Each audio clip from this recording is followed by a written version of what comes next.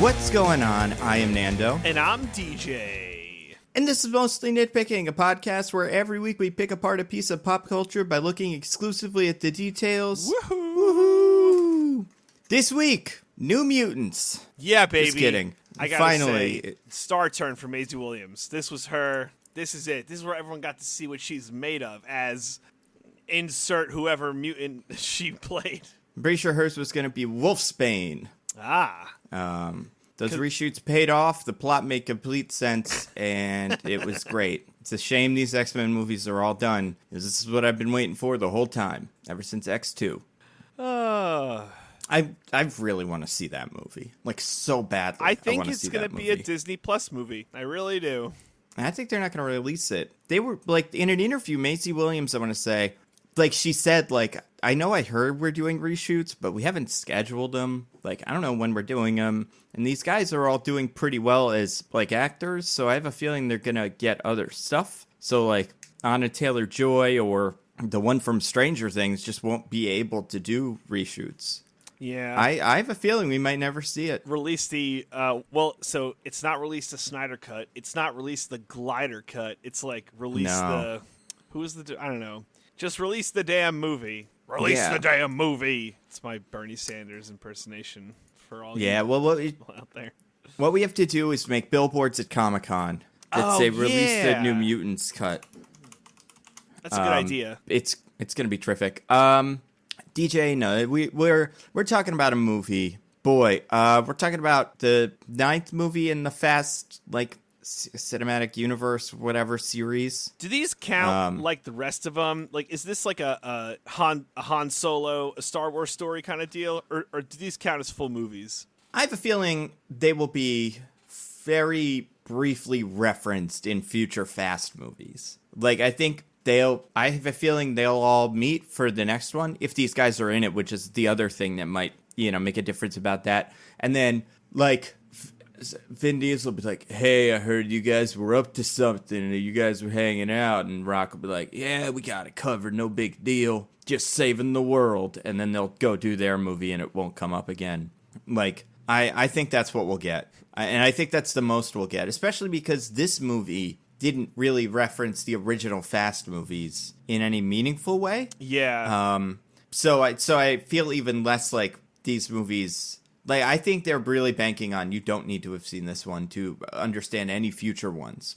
And you don't need to have seen any past ones to understand this one, which I'd say isn't like its big problem, but it is a really strange way to do this. I mean, I'm sorry, go ahead. That's it. I think one of the biggest problems is that it's weird. This movie could have been just big, dumb action movie outside of the Fast and Furious universe, because it doesn't reference a lot of outside Fast and Furious stuff, except, like, the Hobbs and Shaw bit, and more specifically Shaw's family. And, Hobbs' family is in this movie heavily, but it's not tied to any of the past movies. Like, you just could have had a guy who's scared of his past and team up with the scrawny guy who you could be like, oh, they used to work together and they don't like each other. Like, you know what I mean? It's weird to put this in the Fast and Furious universe if you're using so little of the Fast and Furious universe. It strikes me as kind of weird. And this movie jumps into things, like characters pop up. And if I've never seen a Fast and Furious movie, I'd be like, wait a second, he's in these? Was he in the other ones? Yes, and you'd exactly. Be like,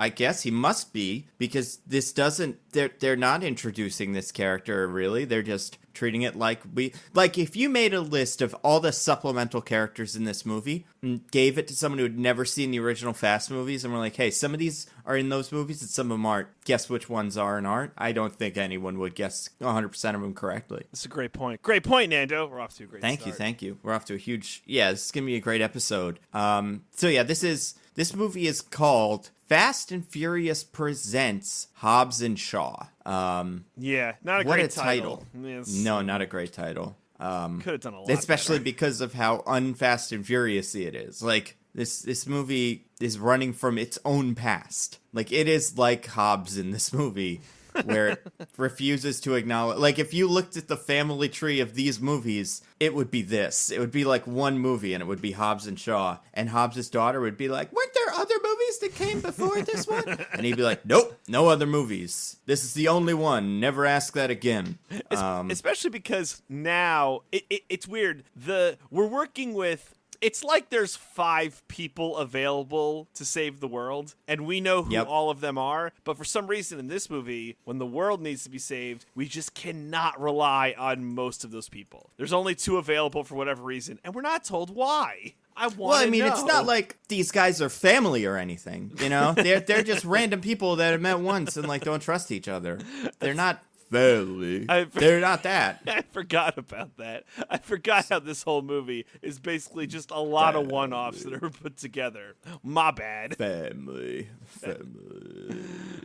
Okay, so we're going to talk about Hobbs and Shaw this week. We're going to go over the non-spoiler, because there is a fair amount of spoileriness in here. So we're going to give our non-spoiler reviews, and then we're going to go into spoilers. I don't even know what... I mean, I'm sure as we talk about it, and I only saw this movie a couple days ago, but I'm sure you're right. I just can't figure out what exactly are those bits, but we'll get into it.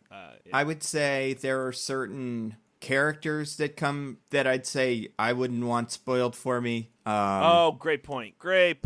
Yeah. And there's some stuff that takes place. There's other smaller things that I wouldn't want spoiled for me. I think on the whole, like, yeah, this plot is what you'd expect, and most of it is in the trailer, so who cares? Like, just like most of the action set pieces. And the problem with these in the movies, like in the trailer, is it's not... So, like, there's a scene where characters rappel down a building, which was in the first trailer. And it wasn't like... It was, like, shown. Like, it was like, oh, cut to character going down a building, cut to character punching character. You saw the whole scene in order. So, like, you knew where everybody was. You knew where they were going to end up, which is one of the big problems of this movie, I would say. Yeah, it's kind of batshit crazy. When it comes to advertising. It's not even like they were like, well, you know, we'll obviously, we'll keep it separate. Like, we'll put all the big scenes in, but like another movie, we won't, like any other movie, we won't show them all in succession. But yeah, no, they did that in this, which is a mistake. So this movie stars Hobbs and Shaw. Dwayne The Rock, the Tooth Fairy, the Game Plan, the Hobbs Johnson. Jumanji. That's right. The Danny DeVito.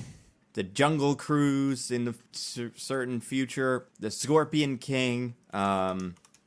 Other movies, the Moana or the Maui or whatever Johnson. He stars as Hobbs, who is, I couldn't even tell you what he does. Okay, as of now, he's still DSS, right? Which is Department of... It's a made up department. It's the Diplomatic Security Service. Is that a real thing, or do they make it up for these movies? I believe they made it up. I think so as well. I don't think that's real. Diplomatic. Maybe. So it's a thing. Okay, my bad. So the United States Diplomatic Security Service is the federal law enforcement security arm of the United States Department of State. Its main duties are to secure the integrity of U.S. travel documents, namely against visa and passport fraud. So that's why Rock is doing so much visa and passport fraud in these movies. They take these giant detours where The Rock is just like comparing visas and passports and going, not this one. Not today. And then he like crosses a big X on it and throws it in a big pile. It would be the boringest movie. Just sitting behind a desk figuring out passport fraud. I'd watch it all day. It'd be so funny if like a character who hasn't been in these yet. So like let's say let's say the new bad guy, Brixton, would meet Hobbs, and Hobbs would like try to arrest me. You're under arrest by Diplomatic Security Service. And Brixton would be like, don't those make passports? And then The Rock would be like, oh shit. And then like hard cut to just a giant pile of passports in his inbox file on his desk. And then the movie ends. Then he gets a call from his handler or Mr. Nobody or something. It's like, if you're fired. You were supposed to take care of his passports. You're way behind on your passports and visas. People are coming in and out. There's a oh my god. I just realized there's a part in the movie where they're getting fake visas and passports and it's not from him. That's a great That's point. what he should be doing. That should be his thing. It's like, we need fake passports. And Rock's like, holy shit. I've been waiting for these whole movies. Just like whips out a backpack and just opens it up and dumps out like 50 passports and visas.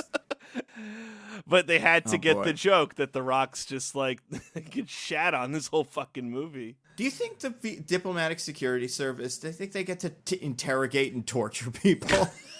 I'd love to see this movie with someone from the diplomatic security service. Like, I guess it would be Fast 5 or 6 or whenever, because I don't remember if he's with the DSS in Fast 5, but I mean, he definitely isn't. I would imagine he is, but seeing 6, because I watched 6 the other day, it comes up a couple times. So I would love watching it with someone from the diplomatic security service, not telling them what this movie is, but just be like, finally, a movie about me. And then it starts going in 6. It opens with The Rock, Hobbs, meeting his new counterpart, Gina Carano. And they walk up to a building with a big car smashed into the 3rd floor of it. And just like, yep, normal DSS business, I guess. This is what we do. Is there a passport in that car? Then it's my jurisdiction as far as I'm concerned. I mean, all the bad guys from all movies have fake passports. So I guess he can just be like, you know, this terrorist, like, he could go find Osama bin Laden if he wanted. He's probably got a fake passport in there somewhere. Like, I'm trying to think the premise for why they bring him on in 5. I think 5 he's introduced. Yep. And, like, he's going to catch criminals. And I don't think that, like,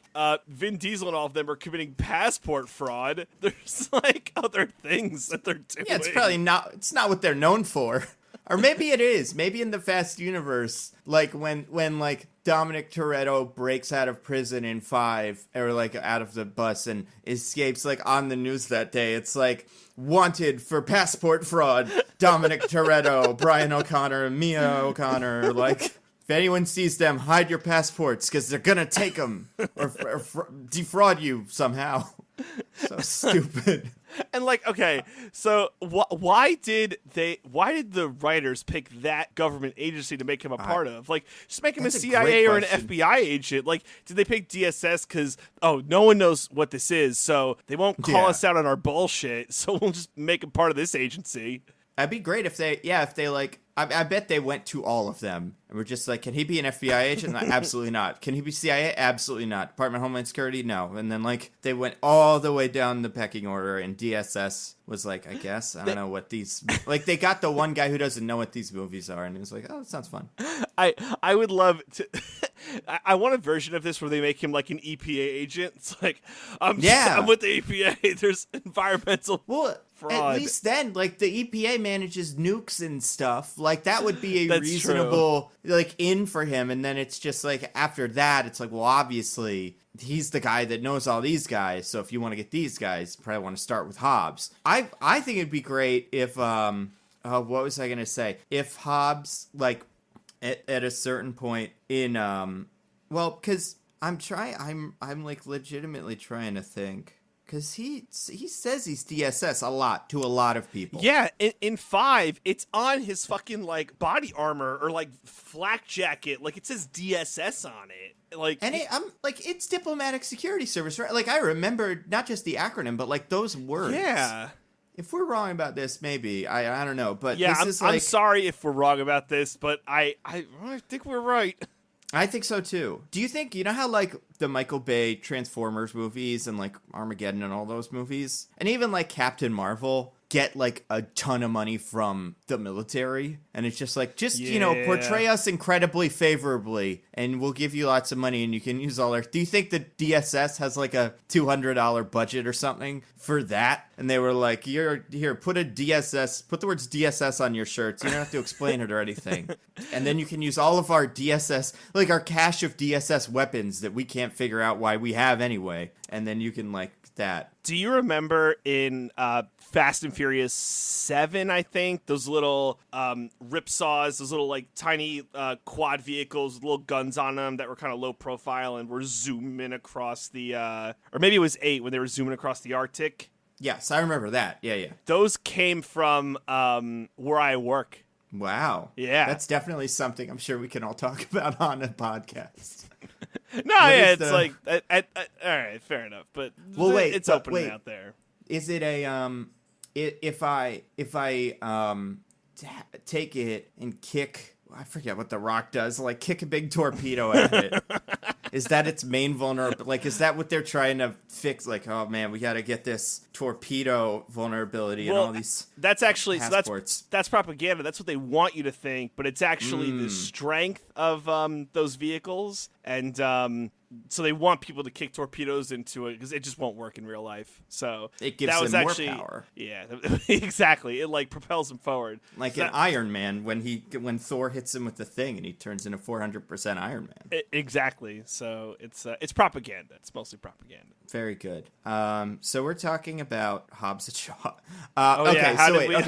So Luke Hobbs is a DSS agent. He's been in these movies since Fast Five, like we were saying. So he's been in 4 movies. Although the seventh one, which is the one that heavily features Deckard Shaw, he's not in very much. He is in a fight scene in the very beginning and then a fight scene in the very end. But in the rest of these, he's like a character. That's one of them. That's one of the Hobbs and Shaw. Yep. The second one is Deckard Shaw, played by Jason Statham. The Jason, the Transporter, the Crank.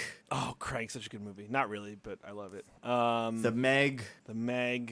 The Mechanic Scorpion, or not the Mechanic Scorpion. God damn it, that fucking Sylvester Stallone movie with all the old guys. The Expendables. Yeah. Yes, his name is like Johnny Christmas or something ridiculous like that. Do you remember when like her in the first one, he's dating this girl, and then the girl, I don't know if she cheated on him, but he's like seeing another guy, and he like beats the shit out of him in a basketball court and takes a knife out and like stabs him in the. You think it's like the nuts, but it goes into like a basket. I always thought that was the coolest thing. I don't know why, but I just love that scene. Well, I remember also there's a scene, and I want to say the second one, where he is, and this is like a scene that's from Paddington 2, where he dresses up like a nun at a church and like kills people with knives, and I think that's where he has like Knives to Meet You, or one of his like cheesy one-liners I think gets dropped in that scene. He's also in another movie, which we'll get to in this, which could be part of his big giant nickname. So he was the bad guy in 8. He was the brother of... Or bad guy in 7. Yeah. Yes, 7. He is the brother of Owen Shaw, played by Luke Evans. Who we talked about last week. Beautiful Luke Evans. That's right. Yeah, he's terrific. I liked him in that. I liked him here. I wish he showed up in this movie. Spoiler, he doesn't. Yeah, sorry. He doesn't. And he's not referenced. Yeah, like even the mom does. Whatever. This movie's weird. It is very confusing. There's memory. They've got flashbacks to memories, and I don't think he's in those. Like, yeah, just the two. There are parts of this movie I really don't like because it leaves out like a lot of quote unquote good stuff that you'd kind of want in these movies, but it just kind of ignores them conveniently. And at the end of 7, he's like presumed dead, kind of, or like end of 6. And then we find out he's not dead in the beginning of 7. But then there's a point later in a future movie where it's a big, like, kind of reveal that he's actually not dead. And so we know it's not even like it's left up in the air and it's like, well, they wouldn't talk about him because maybe they want to have a big reveal at the end of this movie or in the next one, have him be the bad guy or something. But I can't do that. So he's bad in 7. Jason Statham. Shaw. He comes back in 8 as a like recruited like villain turned hero because of a relationship he has with the villain of that movie, Cypher, played by Charlize Theron. Yeah. And he spends a fair amount of that movie with Hobbs, where we kind of start this this at the time was super clearly. Because I think at that point we knew they were doing this, and it was like, well, they're putting these two characters together a lot so that we can set up this, spin-off movie. So besides that, there's 2 other main characters. You got Idris Elba playing a character named Brixton. He is bad guy. He says that at one point, right? Like introduces himself. It's like, I'm bad guy, Which is so... It's a horrible way to start your movie because it's just so fucking cheesy. It's like, who are you? I'm the bad guy. Ah, yes. People refer to themselves as the bad guys because what they think they're doing is evil, and they know it. Ooh. And he doesn't. Like, his whole thing is that he thinks he's saving the world, so...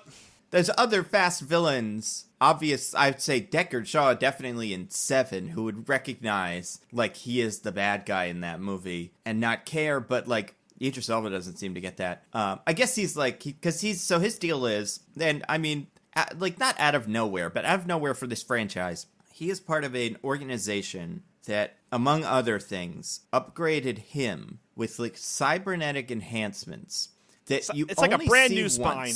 Yeah. Yeah, pretty much. Yeah, it's a big spine like upgrade, and it's manifested in the fact that he's like pretty strong and he's very nimble, but also besides the spine thing, he has like up in his eyes. Like you can see it because his eyes turn like an orange. So it's not always like this, but he can tap into like ultra instinct and become, like Sherlock Holmes in movies where he talks himself through beating up punches. And yeah, that's kind of it. He knows Shaw. That's why Shaw's in this movie. It's not really a surprise. Or it's part of why Shaw's in this movie. It's not the complete reason. That's correct. But that's how he kind of ties in. If anything, you'd think it was the opposite. You'd think he'd know Hobbs, So that there's a reason for Hobbs and Shaw to be in this movie. Because Hobbs is kind of just in this movie because he's one of the fast crews that's, I guess, like available. And it's like, well, you can help save the world. Okay. But Jason Statham not only works with, or used to, like, know Brixton, the villain Idris Elba, but he also, there's another character played by Vanessa Kirby named Hattie.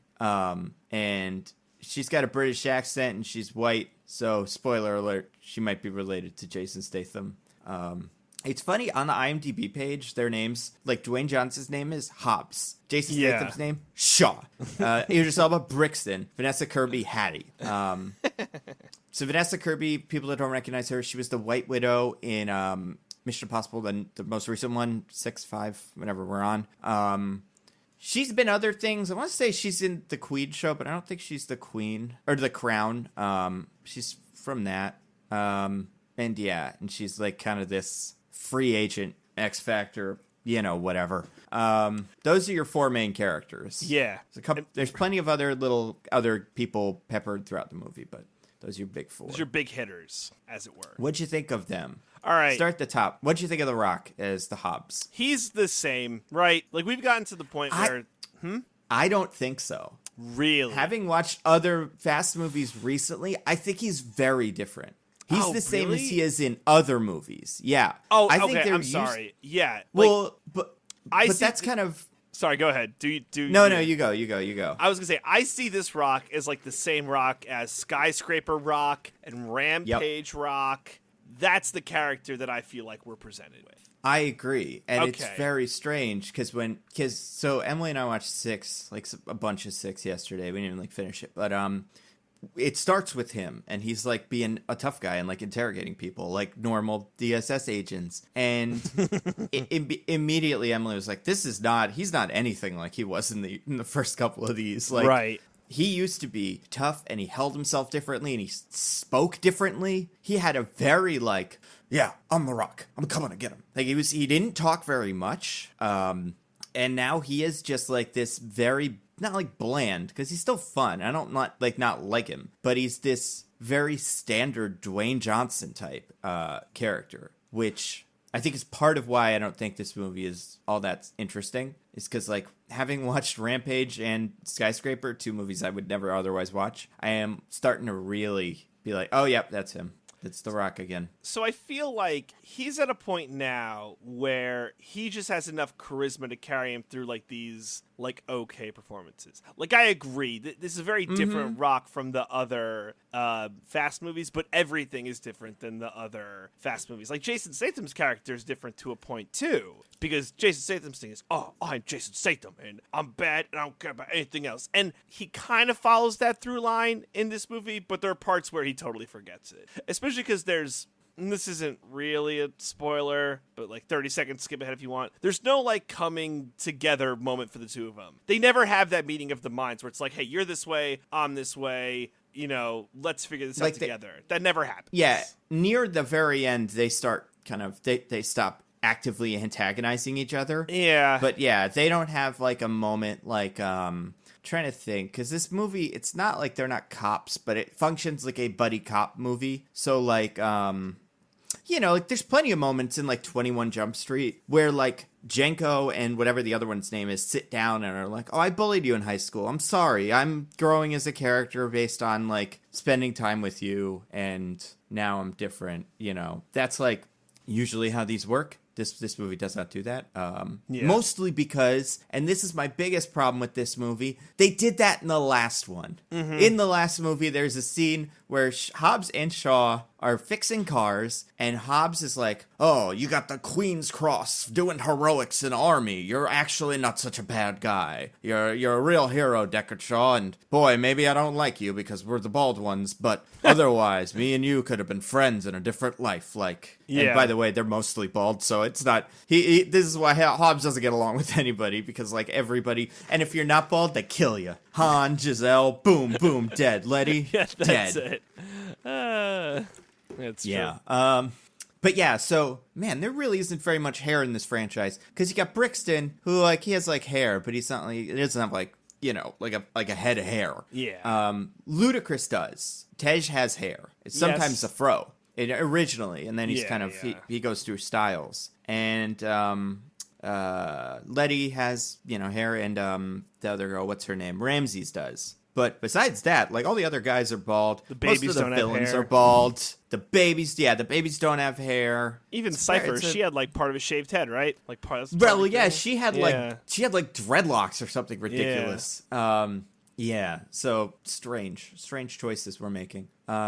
So anyway, where was I going with this? Oh, well, I was going to say, I think Shaw is a slightly more consistent characterization, only because when they brought him in, I'm pretty sure they were just like, do Transporter again. Like, do this character that you've been doing for the last 10 years. Whereas with The Rock, I think they really did go like, okay, so here's your character. You're this, and you're not lovable, you don't smile, like, you're really serious, and, you know, that's just who you are. And I think 8 a little bit did this, but I think this movie really shifted that character over to just this really generic Rock type, which I did not appreciate.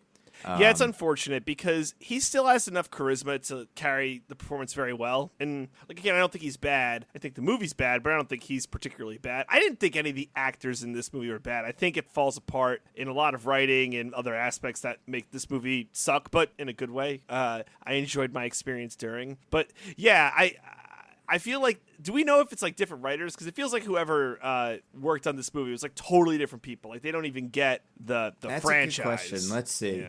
You ever seen that Onion video where it was like they interviewed the writer of Fast? This is like forever ago. They interviewed the writer of Fast 5, and it's like a 6-year-old with like 2 cars, and they're just like, and what did you do at this scene where they're doing a bank heist? And he's like, I took this car and I took it in this one, and then this one goes all the way, and they're like, wow, that's gonna be really incredible. People are gonna love that. Okay, so story by Chris Morgan. It seems like he's the main guy in this. So yeah, he wrote most of the Fast movies. So I don't know why this one feels everything from 5 up, everything from Tokyo Drift forward. I know why this one feels so different because there's no family, there's no big stunt, and these movies only work if you have like a diverse group of characters doing a lot of different shit. That's like the core to making these movies work. I think anyway. I think. I mean, that's definitely why a fast movie works for me. I think the problem with his characterization in this movie is, so like Hobbs and Shaw are like, if you're going to describe Hobbs from movies 5 to 7, let's say, because I honestly can't remember what he was like in 8, but I remember him being like incredibly serious in 7. He's like a, not hot-tempered necessarily, but like quick to anger, big, giant, punchy guy who doesn't take shit from nobody, and you know, he's insulting, and he's the toughest guy in the room. And then Shaw is a slightly less big, no nonsense, doesn't take shit from nobody, toughest guy in the room character. And I think they went, oh shit, these are the exact same character, except one of them's like a DSS agent and the other one's a former MI6 agent. We have to do something to one of them to make them more different so that it's not the same guy. And I think that's what they did. They took Hobbs and turned him into like, not like a ladies' man, but like your traditional charismatic rock figure, just so it wouldn't be the same as Shaw. Okay, yeah. That's why this movie shouldn't have been. I don't think it worked that well either. No, I think this movie should not have been a Fast and Furious movie. I think it horribly failed on that premise. Well, because then you could take Johnson, you could take Hobbs and really turn him up, make him a ladies' man, like make him a 100% different character than Shaw and different than what he is now, so that, like in every good buddy cop movie, they are different guys. Like they are not just different guys, but the last 2 people that would ever work together. And it just in general with these characters, even if you did this like at the start of 8, it would still feel pretty forced. But then after 8, when they have, reconciled and stuff, then it's like ridiculous. Like, it's not ridiculous, but it's like, what is there, a gas leak? What did you guys forget that you've done this all before? Yeah. Did you guys forget that there's a scene in 8 where you're not expecting to work with the other one, and you both walk into a room and say nearly identical insults to the ones you said in this movie? Like, the Shaw's like, oh, your t-shirt's too tight, it's cutting off the oxygen to your brain. And then the Hobbs is like, oh, I'm gonna shove your foot so far up your ass, you're gonna have to tie your shoes with your or something like, some of that. Like, it's shocking going back and watching that scene from 8, how much it is not just the same scene. And also, like, there's only so many jokes you can make about Hobbs, and they've been making them since 6, where like Tej and Roman have been like, who smells baby oil, and he's the Incredible Hulk and stuff. Like, so you can't really break that much new ground unless you go for really deep cuts that wouldn't fit in this movie, where making, I don't even know what you would do. But yeah, where was I going with this? Oh yeah, so I don't think The Rock, I think The Rock doesn't work for me in this because he's just a completely different guy. But he's not different enough for it to make it be a fun buddy cop movie for me. And that's fair. I mean, I actually don't consider this movie a buddy cop. I know it's supposed to be, but I don't consider it a buddy cop movie because it doesn't feel like it in any meaningful way. Like, it just doesn't. Well, there's so like the tension in a buddy cop movie, like I was saying, comes from them being completely different guys. Like, I don't know, everybody's got a different favorite buddy cop movie. If it's Lethal Weapon, which is like the main one, or Bad Boys, which is a pretty fun one. But I've always, like, my favorite has always been Rush Hour, and will always be Rush Hour. And like Chris Tucker, whatever his name is, and I want to say Yen, Jackie Chan's character. I can only remember that name because there's that one blooper where Chris Tucker keeps calling Jackie Chan's character Jackie, and this is in front of Don Cheadle's character who's in this movie too. Mm-hmm. And Don Cheadle's just getting madder and madder, and eventually he's like, his name is Yen. Like, it's so funny. But whatever that is, like, they're exactly different. They're like polar opposite guys, which means, there's tension because I was like, how's this guy going to solve a problem? This one's going to get in this one's way, right? What they do in this movie to like astroturf that is there's several scenes where the characters just sit down and insult each other, and they're like, you're ugly, you're stupid, you're British, you're too big, da da da da da. Yeah. And it's funny the first time, even though it does feel a lot like the last time we did this, but I think that gets very tiresome, and that's why I think the buddy copness really fails, is because it's very clearly being like, you get it? Buddy cop movie, huh? And and that's the crazy part, and that's why it feels like a retread so much. And that's why I was like, is it a different writer? Because we've played all of these beats before, and that's why it's so unexciting to. I didn't even consider this. Could you watch this movie like outside of the Fast and Furious context? There's no way, right? Like, if you've never seen a Fast and Furious movie, could you watch this one? It does not seem possible. I'd have to go back and see how much of their individual histories they actually like say. Yeah. Like how much they sit down and be like, you used to be a this, but then you killed, like, but I mean, between 7 and 8, these movies forgot things like how Shaw killed what's his name, like Han, in a post-credit scene. So like, it does. I don't think any of these movies necessarily like work. Follow the other one logically. Shaw should be in jail. He should be in jail. He shouldn't get to go to the picnic at the end of 8. Like. But also, I think you could have done this like a Marvel movie where all the actors have scripts, but they don't have the whole script. But in this version, they don't know it's a Fast and Furious movie, and they just make a movie. And then at the end, the director's like, by the way, guys, Fast and Furious movie. Like, get out. Really? Oh, I thought this was like another Transporter movie. Is that what they told you? No, they told me this was another pacifier movie. You weren't in the pacifier. Never mind. Which one was I in? The game plan? Okay. Cool. Oh, God, the game plan. Oh, my God. It's like we were talking about 2 weeks ago or last week. It's another movie in the genre of big, strong guy gets a kid he doesn't want, but then they love each other. Like, what's that one called?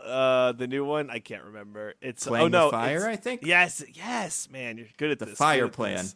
I just love them. They're my favorite genre of movie. Because there's a Batista one, too, kicking around somewhere. Yeah, with the little girl. Just a poster for. Yeah, and I haven't seen a trailer for it. I don't know what it is, but it's big, strong guy standing next to child, so I'm assuming. Let's see, what's it called? Avengers Endgame. I'm assuming that's another one of these. Get I'm out. pretty sure That's it's nuts. My Spy. Is a hardened CIA operative finds himself at the mercy of a precious 9-year-old girl, having been sent undercover to surveil her. Yeah. How Man, is she when's this coming precious out? if it's the mercy?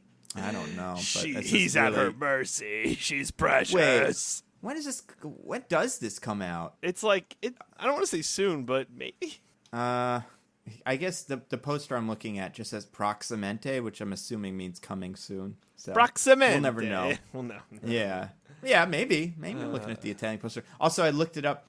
His name is Lee in the whatchamacallit ones. In the Rush Hours. No, I'm saying like Jackie Chan's name. Oh yeah. I'm wondering so remember the scene in I'll look it up. Remember the scene in The Big Short when Ryan Gosling is making the Jenga presentation? Yes. Do you remember how he has his like guy, his like analyst who he's trying to sell as like the reputable guy who's like the reputable analyst who's like an Asian guy, and that's kind of how he's trying to sell him, is like, look at how Chinese he is. Very racist. Yeah. But that's the joke. Is that guy's name Yen? Because there's a line in that movie where he's like, the guy's name is blank. I don't know where I'm getting this line from, but I think it's in this one. Is it Ocean's 11? Isn't he the amazing Yen in Ocean's 11? Well, that is the guy, yeah, for sure. Anyway, is this really gonna? I mean, it can. I'm just like, it's killing me. Yeah, really. Wow. But anyway, I liked what's her name more than either of the two main title men. Shaw sister Shaw, Vanessa Kirby, Hattie. Yeah. I agree. Are we in spoiler territory yet? I cannot remember. No. All right, there's a scene that I like. Yet. It caught me off guard, so I enjoyed it, but it wasn't even a scene, it was a moment. But yeah, the reason she worked is because her whole thing is like, these fucking idiot boys. I cannot stand them. I do my own shit, blah, blah, blah. Like, that actually kind of worked. Yeah. I think so. She had a personality. Yeah. And I think I just haven't seen 50 movies with her doing the same thing, so I wasn't like... Great point. Not like I wasn't anticipating it, but it wasn't like the Transporter where I've seen all 3 of the Transporter ones he was in, so like Maybe. I know what you're going to say. What? Oh, okay. Not you. I know what Jason Statham is Oh, I thought, well, if you knew what I was going to say too, that's fine. I was going to say maybe this could be Vanessa Kirby's lane. She could like be a MI6 agent who was God, what's the word I'm looking for? Framed. That didn't come up as much as it should have, that she was a framed MI6 agent. Like, that really should have been a bigger theme, right? Am I crazy? Yeah. No, I think a lot of these characters get framed really consistently in these movies enough that they all just brush it. They all get framed in this movie, too. Like, yeah. That's how 8 starts. They all get framed, or like The Rock gets framed. Yeah. Kind of. It's such a common occurrence in the Fast movies just because they end every movie as like multi-millionaires in a country with no extradition. And it's either like the dead... No extradition. The dead character is back, or you're all framed, so if you want to go home, you gotta do this for me. But beyond that, like, there's a news report, and like that's the other thing, right? Like, they control the media, and like all of their faces are plastered on like the British version of CNN at a point in this movie, and it doesn't matter at all. And the British version of Times Square, yeah, like that takes over the 4 quadrants. You get the blue news channel, the yellow news channel, and the 2 red news channels are all putting this on at live. It's crazy. This is like breaking news. I don't even know what they were supposed to have, like, what happens in that scene? That, like, right? Like, what's the... Like, why are I can't even remember. So they have to get out. They have to get to a safe house. Like, we got to get out of here because they control everything. And look, our faces are on TV. And they're just trying to get to a safe house. And they just casually walk to a safe house with hoodies, and they're fine. Nothing to see here. Nothing to see here. Is the crime they're being framed for that time Idris Elba rappelled down a building very publicly? Because it'd be hard to frame them for that crime. That's a good point. They look pretty different than Idris Elba. They're not dressed like X-Men and like stupid leather jackets. And they had a very public car chase with Idris Elba. So I don't know. Let's see. What else? Who else? Those are like the 4 main characters. So there's, I would say, for...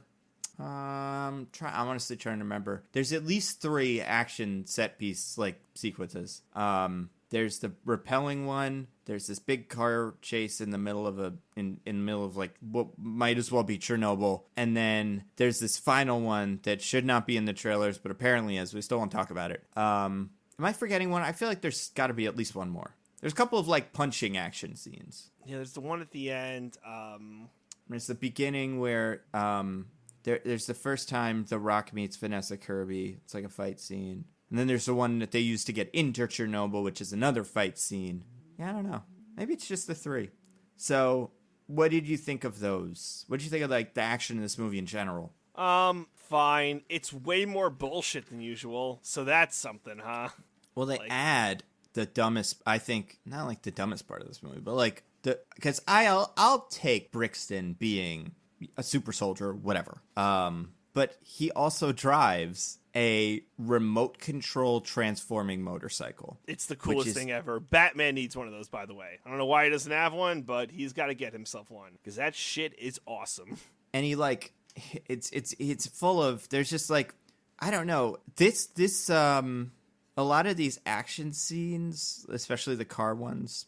Some more than others, felt very heavy on CGI. More so than I'm used to in a Fast movie, which is not great for me. Was this like a rush job? Like, I don't know. I think there's things that they do in the first chase scene that I think you could do with the regular car. There's a fair amount in the second scene that I think they do practically, like a fair amount of stunts. The third one is just CGI because of the ludicrous nonsense that happens like at the very end of the movie. And not with Ludacris, interestingly enough. He's nowhere to be found. Ludacris. Yeah, he'd be probably be a pretty good like mechanic hacker type to have in the field. He's not doing anything anyway because Ramsey's is better at hacking than him. So yeah, maybe exactly. He should jump ship to another franchise that needs his talents.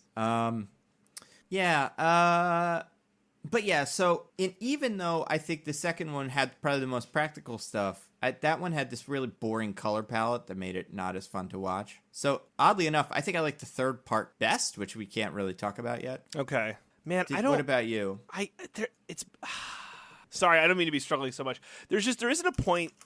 I didn't love any of them. I honestly, the one in London, like the big car chase and like the rappelling down the building that's all in the trailer, and the very end sequence with the car chase in Samoa they might be the funniest pieces of action scenes I've ever seen because they're so bullshit. They're so bullshit, and I love it.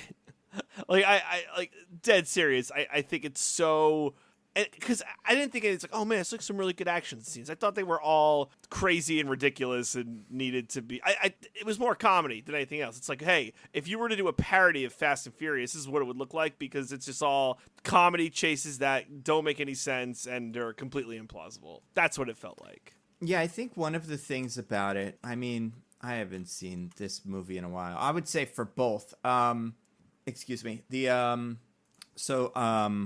Where am I going with this? Oh, so... Action scenes are terrible. Action scenes, yeah. I would say the car action scenes, which is what a Fast and Furious movie is usually known for, are okay and fine. Like, the more imaginative ones are fun, but I think they, like, rely pretty heavily on CGI. It's kind of like, remember in the 8th movie when one of the action sequences is just, like, this giant wave of remote control cars? Yes, and there are some points when it's pretty good, but other points where it's like, oh, this is like CGI. And it really, I don't know, it doesn't feel... Because in 7, when they dropped the cars out of the plane, they really dropped the cars out of the plane. Like, they were pretty public and, like, you know, so... I don't know. But anyway, the director of this movie, whose name I can't remember, directed Deadpool 2 and John Wick. So I think the hand-to-hand combat scenes are better in this movie than the driving scenes. And I also think Dwayne Johnson and Jason Statham's skill sets kind of gravitate more towards well-choreographed action, like fight choreography. There's some longer takes with Jason Statham that I was like, oh, that's pretty good. Like, you're really doing this. Like, specifically, there's one where for a reason that doesn't make any sense, he has to fight a room of 6 goons. And I was like, oh yeah, you're real. You know, you're punching and kicking and stuff. Good for you. And then there's one scene where we take a break from the movie and do John Wick. very early in the movie, where like even the lights in the apartment, I'm like, that's a John Wick thing. But I mean, gotta if you're gonna steal from somebody, I might as well steal from John Wick. Especially nowadays. Right, That's like else? I was gonna say it's new standard bearer for action movies. Exactly. And I think maybe that kind of played into this a little bit, was like that gave them a little bit of like, well, if we're not going to do all this crazy car stuff, our John Wick action is going to be pretty good, and everybody loves John Wick, so maybe that's what we should be doing with this. Like, yeah. you know. And like there's only so many car things you can do. It does seem like the fast movies have heightened to a point where I have no idea what they're going to do in the future besides go to space, or go back in time. So then what is left for, you know, what can we take that we wouldn't put in that and give to this weird little spin-off? So I could see them being like, don't give them anything. Make the big cool action bit in the first chase someone going under a tractor trailer. Like that's never happened before. I feel like that's probably happened in these before. Yeah, for sure. But yeah, do you have anything else about this movie before we get into spoilers? Because there are a fair amount of spoilers. No, I'm ready for spoilers. I'm ready to talk about the crappy stuff about this movie. All right. First thing on the list, we have a wheel. It's got 10 things. Tick, tick, tick. All right. First one is cameos. So this movie has a handful, really one cameo from a previous Fast character, which is Helen Mirren as Mama Shaw. I forget her character's first name.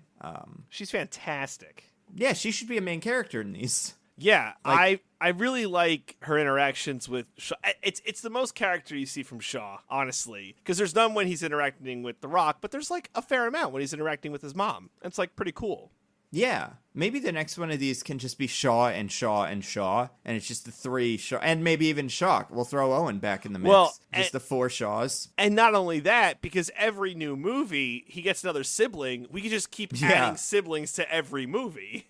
It's true. They can be doing bad guy stuff, and it's like, did you know that you have another sister that looks like Zoe Saldana or something, and she's the new bad guy in these? So you gotta save her because family, and we love her so much. Like, and then get the dad in. Oh, there's so much you could do. Yeah, so much you could do. I wonder who his dad will end up being. Who's like an older British action hero? Oh man, maybe not even action hero. I'd take like Michael Caine as like, because Michael Caine very famously was in a little movie called The Italian Job, and I could see him being like, you know, more the senior, clearly senior version of Shaw. Yeah, I think that but could also work. like Shaw's like in his 50s, so it's really hard to tell how old any of these characters are supposed to be. Yeah, right. Because he is the same age as Hattie in flashbacks, and they're not the same age. Yeah, like she's. I mean, I don't think probably they age pretty. Well, yeah, I mean, Jason Statham looks good for 50, whatever he is. So I guess that works. How old is Helen Mirren? You want to take a guess at Helen Mirren? Ooh, God, 70. I want to see how she. Did I like age her by way too much? If I did, I'm 70 sorry. What? Just 70, flat 70. Yeah, I'm going flat 70. 74, pretty good. How old is Michael Caine? All right. He's 86. So is he like, really? Possible. Holy shit! Yeah, he's getting up there. We got to yeah, get him in movies before, before he decides to retire. What, global right? warming? Yeah, Yeah. that's right. Yeah, he's. I haven't seen him. Has he been in stuff in a while? I'm trying to think about the last. He's like he could be retired. No, he's still doing stuff. I guess Sherlock Gnomes. Oh God. Dunkirk cameo. Yeah, I don't know. Now You See Me Too. So yeah, we got to get him in one of these. Oh, he's in that Tenet movie, the new whatchamacallit, Chris Nolan movie. Did you see a trailer for that? By the way, I didn't see that trailer. I did not. Okay, I hear it's not too much. But yeah, so yeah, cameos. So you got Helen Mirren, very good. She's in prison, although by the end of this movie, it's hinted at that she probably won't be in prison in the future. Yeah, that C4 cake at the end was crazy. Can we talk about that for 2 seconds? So sure. This is great. So early in the movie, Shaw goes to visit his mom, Helen Mirren. And it's like a pretty fun scene. And there's a line where Helen Mirren's like, you could have brought me cake. And he's like, oh, what? You want me to put a file in it? And she's like, nah, but some C4 would be nice. And it's like, oh, ha, ha, ha, ha, ha. At the end of the movie, both Shaws, and not the three, just the two, because whatever. Just the two. Fuck anything outside of this movie. Because it would have been a cute little cameo. Get him in there like, oh, the Shaws are all together for whatever. And would have been like, so he puts down a cake. It's clearly C4 shaped cake. And not to really nitpick, but you would imagine that like a guard would be like, hey, can I see that cake?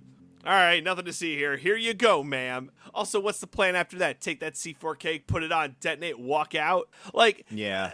How are the Shaws all not in jail? Also, is the girl Shaw actually an MI6 agent? Like, or is she just playing one? That one I did not understand. I didn't even try to figure out what her deal was. That's fair. They never talk about it. I had more trouble with Shaw. I was like, what's Shaw's job when this movie starts? Because we didn't talk about this, right? The movie opens, and Hobbs and Shaw are doing their own thing, which seems like intelligence gathering that might be related to the main plot, or it's related to something totally different. Now, Hobbs makes sense. He's DSS. He's clearly looking into passport fraud, and that's why he's beating up tattoo artists. Yeah, tattoo artists in L.A. Not clear what Shaw's doing. Super not clear. I think so. He gets recruited by the CIA, I believe. Yes. I think that both characters are like joined by at least like whatever. But yeah, I don't know if he's like, because he was British Special Forces. That's his like background. Yep. So maybe not, but I don't think that's what they do. I don't think they go beat up people at fancy parties. So I would guess he is an MI6 agent for some reason. I just assumed he was doing his own thing because he's not in prison and he's allowed to do whatever he wants. Yeah, that's what fair. It feels like. These goddamn movies make no sense anymore. You know, the thing about what's her name too, the thing about Helen Mirren, she was in Red. Have you ever seen Red? No, but like it's based off like a comic graphic novel or something, right? Yeah, it's kind of like, remember those movies about old people doing stuff like 4 Old Men Go Motorcycles, or like, I forget which, I think it's called Wild Hogs. It's kind of like that, but with spies. Okay. So it was like Bruce Willis, Morgan Freeman, John Malkovich, and Helen Mirren used to be spies, and now they're like getting hunted or something. And her character could easily be retconned as a prequel to these, because it's very simple. I think she even does like a car under a tractor trailer bit in that movie. How about that? So I mean, she's not above it. She seems fun. She seems cool. She's good, right? Like, yeah, she's really good. She's like an Oscar winner, right? She won like an Oscar for The Queen, I want to say. Okay, that's awesome. So, you know, it's always fun. Okay, so that's the one cameo. Do you want to talk about the other 2 cameos? 3 if you count the guy who is the guy from Deadpool who was the nice, friendly guy. I forget his name. Rob something. Okay. Rob. You know who I'm talking about? The CIA agent who like recruits Shaw. Like, yeah. I don't know who that is. I that can't remember is, his real name. Okay. He was the guy in Deadpool 2 who's like a normal guy who gets recruited to the X-Force. All right. I'll take the one that's later in the movie if you take the one that's earlier in the movie. Does that sound like a good... So earlier in the movie, they're just sitting in a, like, Hobbs and baby Hobbs, whatever her name is, are sitting in a diner, and in comes Ryan Reynolds. And it's amazing. I was shocked. It's like Me jaw too. on the floor. But not as shocked as later in the movie. No, yeah, not as shocked later in the movie. He's doing his Deadpool shtick. Like, it might as well be Deadpool in this movie. Oh, yeah, for sure. And he's just, you know, talking about, like, Game of Thrones and pop culture and, you know, like, making slightly, like, I guess, PG-13 level, you know, references to stuff and sexually explicit things. And he apparently was Hobbs's old partner. Yep. DSS. Looking at that passport fraud. There's definitely, like, clips of them back to back with 2 guns spinning around a room like bad boys. Like, give us all your passports or else we'll shoot everyone here. And he gives him a mission, and he's like, you got to do this mission. Hobbs says no, and I forget how you're... Like, it's funny, Hobbs is like... if I remember correctly, Hobbs is like, I don't want to do it. I'm, like, retired, or I got to spend time with my kid. And then Ryan Reynolds is like, well, the bomb goes off, or whatever, your kid dies too. And he's like, oh, I never thought of that. Huh.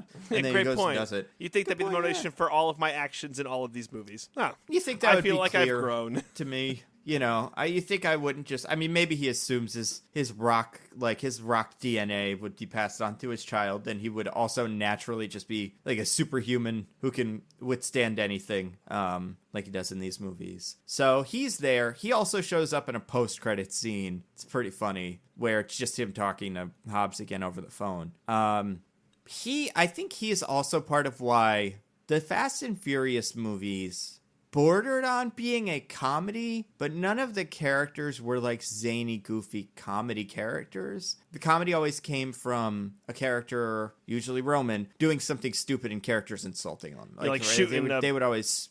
Yeah, like shooting a harpoon into a wall or something. Yeah.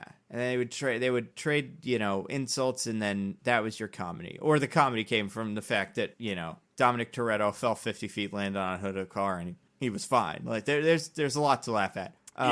But this, I think, was the moment for me when I was like, this isn't a Fast and Furious movie. This is something else. This is the Hitman's Bodyguard. I don't know what this is. But, yeah, he seems very, not like out of place, but like, he doesn't feel like a normal person or an action movie cliche, which is what the Fast and Furious characters are. Yeah. He's a comedy cliche. Or maybe he's an action movie cliche now because of Deadpool. But I would imagine the director was just like, hey, Ryan Reynolds, we know each other from Deadpool.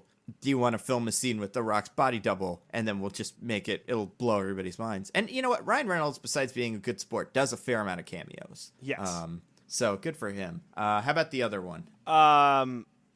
Okay, so when it said other one, I'm like, oh yeah, we're talking about cameos. Okay, the other one, just phenomenal. Okay, so there's a scene where they're on a plane going to the Ukraine, right? Which is where like the mission's happening or whatever. That's right. They're flying coach because they don't know anybody in the CIA with any resources. I guess they can't be helpful. Oh no, they're like on the run. That's why they get those fake passports. You still figure they could call Mr. Nobody and be like, hey, can you get us to the Ukraine? You hired us. Nice. You must kind of know what's going on. So they're flying the plane and they're doing their bit. I hate you, blah blah blah. Jason Statham says something. It's like, you're just trying to get my sister, and The Rock's like, what? You fucking idiot! No way. So then like literally pops onto the screen from like he was sitting, he's in the aisle, is fucking Kevin Hart. And I've never been more surprised than him. I'm sure I have, but I jumped out of my chair. I'm like, all right, movie, you did it. You got me. You pranked me. Where's the prank guys? Where's the fucking cameraman? I could not believe it. And he's playing a air marshal because that's what the movie dictated that he had to do. Yep. And they're like, oh, you're an air marshal. It's like, what? How'd you know I'm an air marshal? And they explain the thing, and they just say who they are openly. Like, we're the CIA or whatever. We're not undercover. Our faces aren't plastered everywhere. And Kevin Hart's like, oh, make me a part of the team. And they're like, no. And he's like, hey, you ever need a plane, call me and I'll get you a plane. Because that's how air marshals work. When you need a plane, they get you a plane. Well, he's also like previously part of some sort of super unit in the army, mega special which is forces, the Wizards or something. They can get you anything. Oh, but God. I mean, he says that, but I'm like, Yeah. well, are you? Because you're an air marshal now, and you don't seem to be happy with it. So like, what did you do to get fired from your old job and lose all like credibility? And he tries to get on this team with them, and they're like, no, it's fine. Like, I don't know. See if he can help. He seems like he might be helpful. Bring him, whatever. Yeah, Have right. Another guy. You're past the we work alone stuff. It was so jarring because like it really was like Ryan Reynolds and Kevin Hart just aren't in this movie now, and both of those scenes were shtick. And like I feel like this movie doesn't do a lot of shtick. It's a lot of you said Roman's like Ludacris goes, hey Roman, be careful with that torpedo, and Roman's like, I've been known to handle big guns. Pow, harpoon in the concrete. And they're like, you idiot, which I don't think that's shtick. It's it's action movie shtick, not comedy shtick. Like and like there's the other bit where like you know what it is? It's like they're good at like one-liners, like when The Rock and what's his name, Roman have a bit in the 6th movie where Roman is trying to buy chips, and The Rock shoots the vending machine and is like, it's on the house, right? Yes, but this is like riffing. Both of these guys are riffing like comedians, and it feels so out of place. It's not awkward, but almost. And it's almost like, I haven't seen Central Intelligence, but I imagine that's what this is. So yeah. So it almost, I wouldn't be shocked if the director of that also directed this. Like if he was John Wick, Deadpool 2, and then Central Intelligence in the middle. I almost wanted him to tag into this movie for The Rock. Because like a Kevin Hart, Jason Statham buddy comedy, while not breaking any new ground, is probably more of a buddy comedy than this. Like that's what. Yeah, for sure. That's how these go. So this director has directed. The director's name is David Leitch or Lech. I don't know how you spell it or how you pronounce it. He is the director of such classics as John Wick, the Deadpool short where he changes into his costume, Atomic Blonde, Deadpool 2, Celine Dion Ashes, the song for Deadpool 2, and then this. He's a stunt coordinator on 88 other movies, so there you go. Interesting. But yeah. Yeah, I don't know. Okay, cameos. Those are cameos. Right? Yeah, so how did you feel about them overall? I thought they were super out of place, and I did not care for them. Yeah, they were out of place. I was like, I think I was so taken by the actors that I was in the moment just like, oh, wow, this is interesting. This is new. They jump off the screen because it's so out of place. Well, and Kevin Hart, like, so that scene where it's like the third time it happens in the movie where The Rock and Jason Statham are just saying, like, Jason Statham's just like, you're too big and you got a big thick neck, and The Rock's like, you're British and you're bald, and Kevin Hart interrupts and he's like, this is mind numbing. What is wrong with you guys? And I'm like, yes, this guy gets it. Thank you for cutting this short. But then Kevin Hart goes into like 5 minutes of like, you know, that like Kevin Hart, I can get you anything. I can do this. I know. This. I'm great. I can do that too. And his also went probably a minute longer than it needed to, but I didn't matter too. It didn't mind me too much. Okay, spin the wheel. I got one of yours, I think. This is kind of a constant theme of the movie. Is like physics don't matter. Oh my god. Okay, I got there's two off the top of my head that I'm like, this shit's crazy. So the first one's early with the Idris Elba car chase. Now, this movie tried to be like, we got the big stunts, but I feel like with the traditional Fast and Furious movies, the stunts are all rooted in, it's fantastical and nonsense, but there's a build-up, it's like, oh, this makes sense in terms of like why this exists in the movie. Does that make sense? Yeah, and it's new and exciting enough, almost like these cameos, that you're just so entertained and like awestruck by it that you can't help but enjoy it. If it were predictable, you'd kind of be like, oh well, this is kind of dumb, like whatever. But it's so bizarre that they're flying their cars that you're just like, this is awesome. Yeah. So this one, there's two that just jump off the screen. Sorry to keep using that phrase, but I'm like out of my seat. Like, this is insane.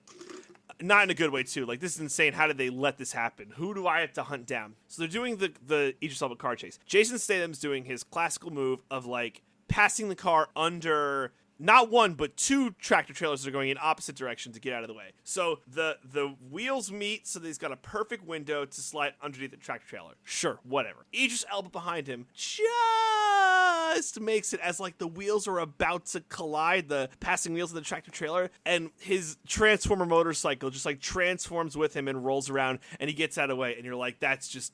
this isn't adding anything for me, and I'm like, oh, this is stupid. Like, you're just trying to be ridiculous at this point. I don't know why, but I feel offended. I mean, it feels like, everything about Idris Elba's character feels like cheating in the Fast and Furious movies, but specifically his motorcycle being a little robot that drives itself and also can transform for convenience is a little much. Also, they're driving through like central London. Whatever the busiest part of London is. Just picture that. Yeah, I don't think there's that many tractor trailers, giant like freight tractor trailers in the middle of the business district of London. That seems kind of out of place. It almost seems like how every couple blocks in like a Grand Theft Auto game, there is one of those car carriers just parked. Yes. So you can jump off of it if you want. Like it feels like that. Or almost like randomly generated. Like it's not that the cars will be where they are. It's just every 15 or 16 cars, you'll probably see a tractor trailer. But yeah, I don't think those are there. So that was one. And then at the very end of the movie, when they're doing the Samoa fight, there's a few things. One, if a thing is attached to another thing, it doesn't matter how heavy they are, they'll just be in constant struggle. There is one part, I know this is in the trailer, but I gotta point this out, where The Rock is just holding a helicopter like by a chain as if he were Captain America in The Winter Soldier. It's a real thing. They have the helicopter, they have Idris Elba's helicopter attached to like a tow truck, and somehow it's able to, we got him, even though if that were true, the car would be just flying around like a fucking pendulum attached to this helicopter, but whatever. But at one point the chain breaks loose and The Rock grabs it and he's like, "Argh," as if he could just hold together a helicopter. Not that his arm would fucking snap and fly off as the helicopter gets away. Like, it's so fucking crazy.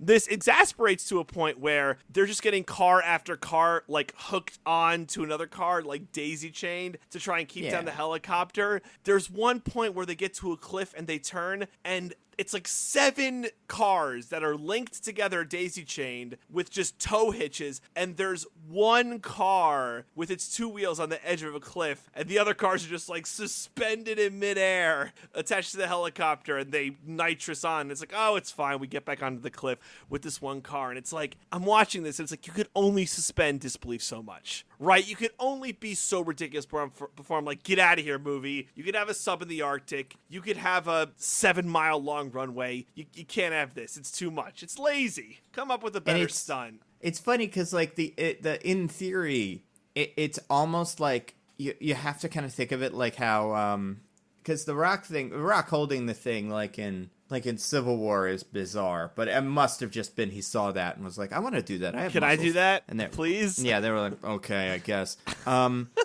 But and also it doesn't help. It's not he doesn't hold it the whole time. Yeah, he it's just like does that for like 30 seconds. Yeah.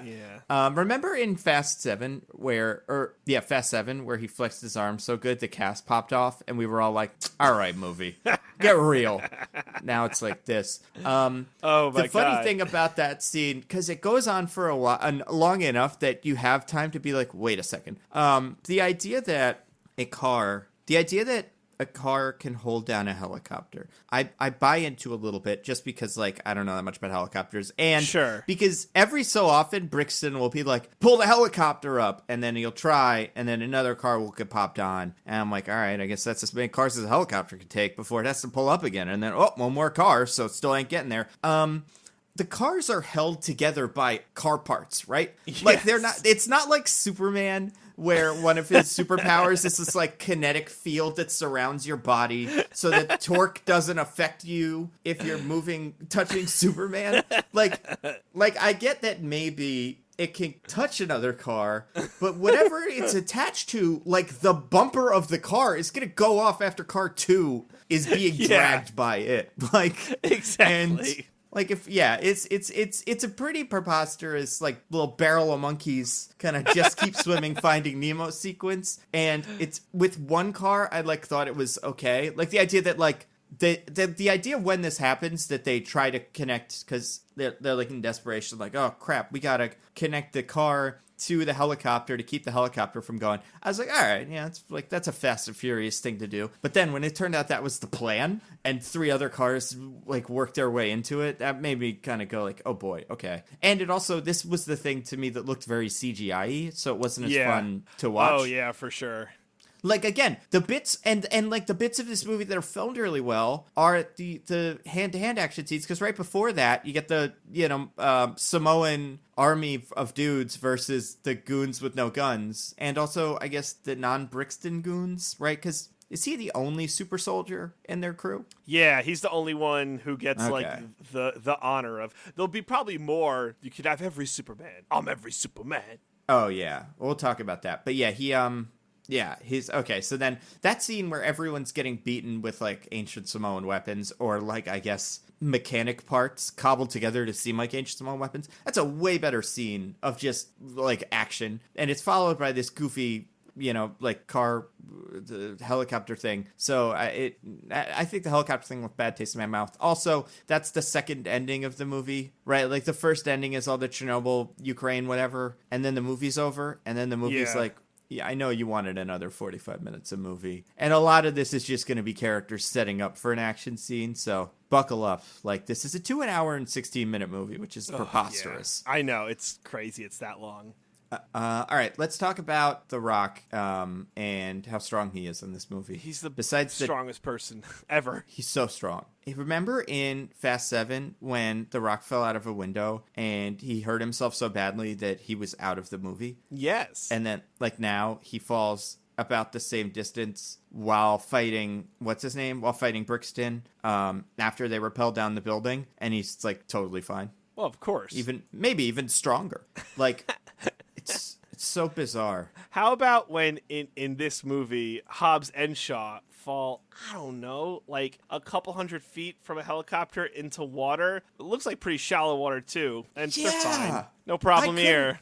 I couldn't believe that. Because it felt, you know what it felt like? It felt like the end of Mission Impossible or whatever the new one was, where the helicopter fight ends and like the helicopters are precariously on a mountaintop, and like the helicopter, as like the fighting continues. The helicopter just like moves down a little bit and like kind of falls. Yeah. But yeah, no, these helicopters just crash, and yeah, they do. It's a little bit like Jurassic World 2 or whatever it was called, where they're just like able to like. I feel like it's gotta. I guess like Jason Statham's a professional diver, so obviously he can dive. His character can dive as well as anybody. But yeah, The Rock is just a big giant muscle, so he probably hit that water real hard. That was an awkward scene. I think so. Oh, god damn this movie, man. I want to like it because I really do like most of the Fast and Furious movies, but they take a bunch of stuff too far. If it was a couple things like, they did a car chase, that's just crazy, or they had a cameo that was a little sticky, but it's fine. But every part of this movie feels less and less like a Fast and Furious movie, and because the Fast and Furious movies have a formula now, they have a brand, so it feels kind of bullshit to just make a bunch of stuff up and say, yeah, this is totally how it goes. Shut up, don't pay attention too hard, because they have a brand, they have a formula, and they break all the fucking rules. Yeah, they've been like stretching the plot. I mean, this movie like is the 9th movie in a franchise that was about people that stole VCRs or something in the first one. Like, so it's escalated to a point we all kind of could see after like 7, like they're gonna hit a ceiling with like how much these movies are these movies and then how much they just become something else. And I think this is the first time they've become something else. Unfortunately. But, okay, so you could make an argument. It's like Solo, a Star Wars story. It's not a numerical Fast and Furious movie. So it's a little different. Therefore, maybe it doesn't count as much. We get to sweep this one away. Yeah, I mean, I think that's definitely what they're going for. But the idea that these characters are going to have to come back to the Fast movies. Like, I feel like they'll just have to do this. Like, these movies are this now. Because when The Rock is in the next one, if he is, I don't know how connected he'll be. But it'll be like, well, that's his... they can all do that. They can all fly down a building and, like, fall out of a whatever. Because that's what he did last time. Like, unless he, like, pulls his punches and, the rest of them, like, fall out of a car going 20 miles an hour and, like, they have scrapes and they're, like, trying to get up and the bad guy's racing away and The Rock doesn't want to embarrass them, so he also pretends to be hurt. Oh, no. Oh, my knee. Just like your guys. So bad. I'm a normal guy. Yeah. I don't know. Maybe that's what they did. Or they're going to do. Well, you were saying, too, at some point, Brixton has like his whatever they're called, like Dragon Ball Z Scouter things. Yeah, like the heads up display. Yeah, it's like in his eyes though because of his super spine. Yep. So he would have information about The Rock's punches. Yeah, it reminded me of, so like he has the amount of PSI that The Rock's punch is going to be, and like it's climbing by the hundreds, and I'm like, oh, Ivan Drago, 2,000 PSI punch, Rocky 4. That's the first thing my head went to. The first thing. Yeah, he's a very strong guy. I'm trying to think of the strongest thing he does. I mean, it's the helicopter thing. There's some other bits. he does a thing Captain America struggled at, but he does it, like whatever, guys. Yeah, and Captain America, like, I don't think he didn't like bring the helicopter down. He just kind of caught the helicopter off balance a little bit. Yes. Yeah. So this character is stronger than Captain America. Like in this movie, he would in Civil War, he would pull the helicopter back and like he would take the little fin of the helicopter and like bend it so that it's tied to the helipad, like rip the door off the helicopter.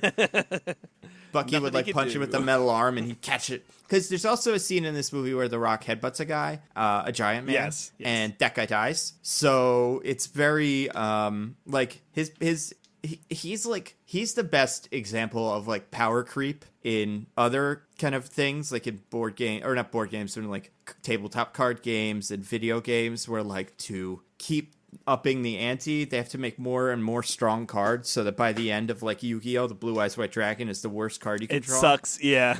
Yeah, that's what he is in these. More so than Shaw, because Shaw's like, he has skills besides just being the Juggernaut. Mostly he can drive pretty well. But yeah, it was that bit was strange. What was I gonna say? You love this movie and you want more to be made over and over again. Movie. Remember when Jason Statham drove a McLaren? Did you catch that? Oh my God! Subtly, the word McLaren banged on screen. That happens 5 times. There's Chevrolet, McLaren. There's a third one I can't remember, but it's like, oh my God, guys! Like, we know what I mean. Even if we don't know what the cars are, like, we get it, all right? Like, I'm not gonna go out and buy a fucking McLaren now. Like, holy shit, that's what Shaw drove.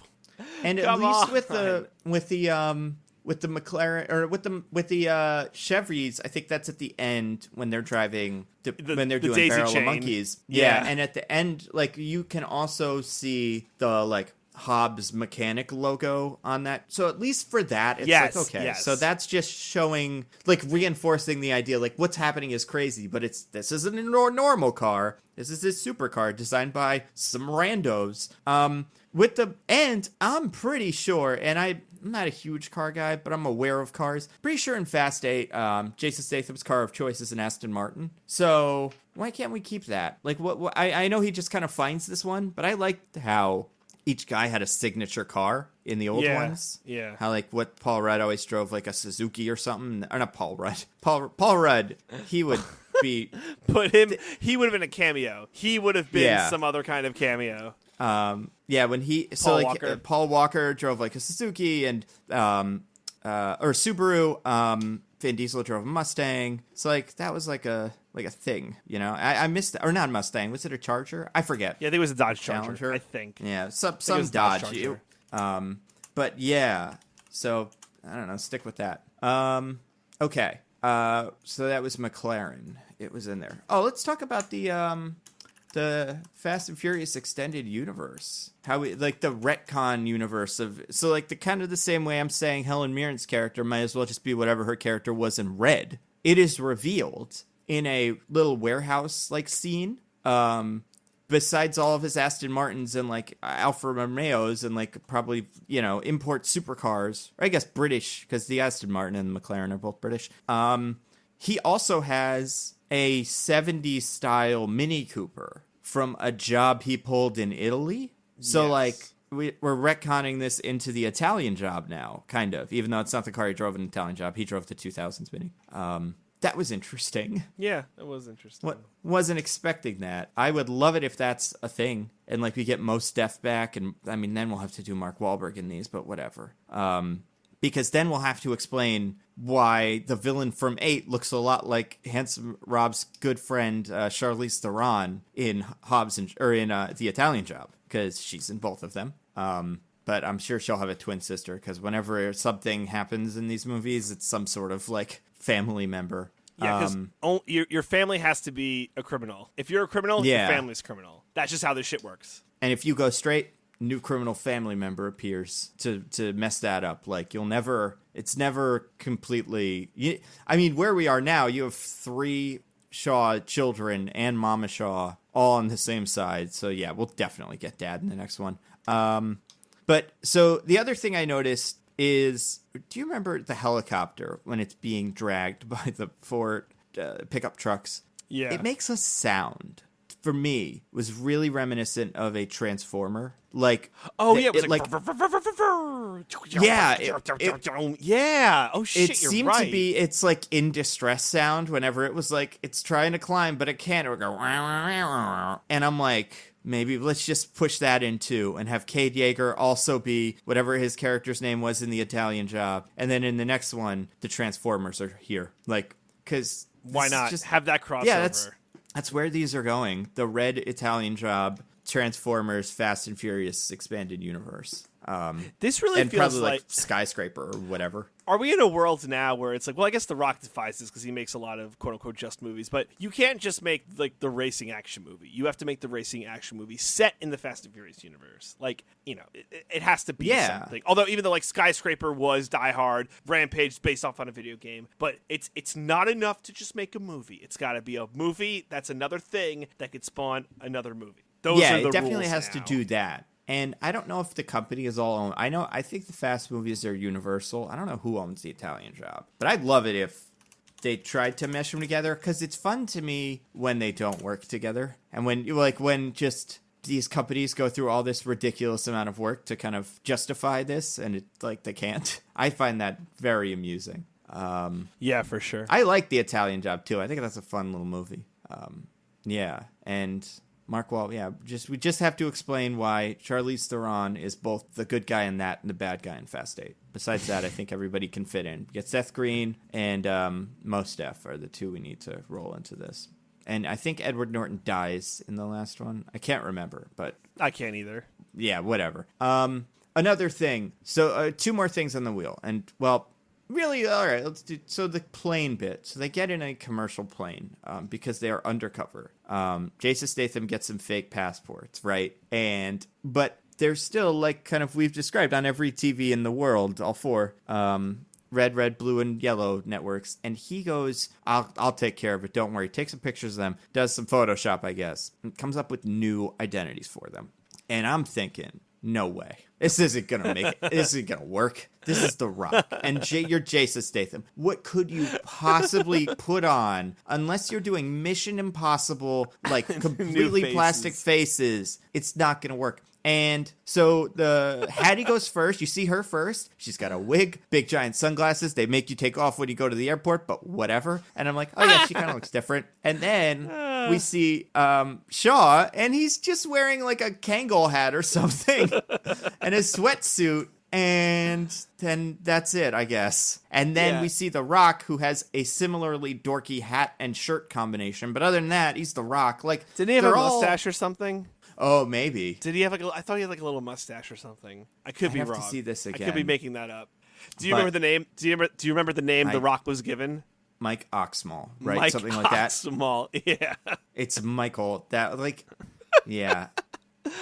I can't believe they did that bit. I know. I'm sorry. I was gonna say, how about the solo F-bomb in this movie? Oh yeah, no fucking F-bomb. way. Yeah, that's pretty good. It's nowhere near the Dark Phoenix. If you touch her, I'll fucking kill you. X-bomb or F-bomb, the best X-bomb, I guess maybe. You know what it the is? Best F-bomb in history of film. So in this, when they're like getting through and they don't have good disguises at all, it's probably because airport security in places that aren't America is just so lax. Like, you know, it doesn't matter that they were on like TVs or whatever. And you know, the thing is, like in all these movies, right? They're like, oh, these people are on TV. I don't think I've ever in real life seen like, oh my God, those people on TV. Right. It's always like 2 guys. Like remember when those guys escaped from jail in like New York State or something? Yeah. And it was on the news for about a day. And you're like, oh, okay. Yeah, Probably right? won't remember him if I see him. Like he's, they're 2 guys. Even when there's like, even when the Boston bomb or some bombing where there's 1 guy and it's like, this is the guy. I mean, I think there were 2 guys in the Boston bombing, but whatever. I can't even be bothered to know who that is. Because you just go, well, what are the odds I'm going to find him? Yeah, right. I'm locking myself indoors. If there's a guy, if there's prisoners, I'm bolting everything. And but airport security should have more rigor. But shut up. It's another part of hand waving by this movie. Because in other movies too, like it takes Tej to do like some super hacker thing. It's like, oh, I'll get us into the database, and then I'll find a way to erase our pictures. I got this. No, doesn't matter. And I think you could really have pulled this off. Just don't fly commercial. They call Mr. Nobody. Mr. Nobody's like, I got a pilot in the area. He'll get you there. And then they get in like some sort of private plane, and the pilot is Kevin Hart, and he bugs them. And like it's the same scene. And we don't get to do the Mike Oxmall bit, which is my theater reacted very positively to. So I guess it was worth it. But no one laughed in mine. No one laughed. Really? Yeah. And it was like a pretty packed theater. No one laughed. There was actually very little joy in that theater. It's not a great joke. I think it's funny when he tried to be like, it's actually Michael. That was Michael cute. Oxmall. Yeah, I like that a lot. Yeah, that's everything I got on this list. Except that so let's talk about time travel. Last thing. And not the time travel that will definitely be the sequel. I guess we're talking about the actual time it takes to travel places.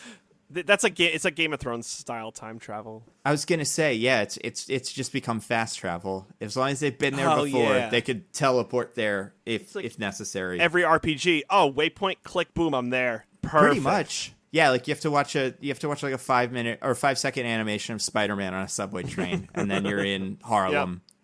But time is of the essence, guys. Let's take a 15-hour flight from the Ukraine to Samoa. Like, that's a really long flight. Yeah, the only thing, Nando and I talked about just this one bit prior, and if Kevin Hart's character was like, I can't remember if he says I can get you F-35s, but if he does get them 3 F-35s that they could all just pilot because they're basically superheroes, then sure, I guess that'll work. I guess an F-35 will get you there, fast enough. Yeah, I think that's reasonable. It's the most be hard to land them, but whatever. I'm sure they could do it. They'll just jump out midair. Yeah. Into the water. It's fine. Yeah. Doesn't matter. Eyeball it. It's fine.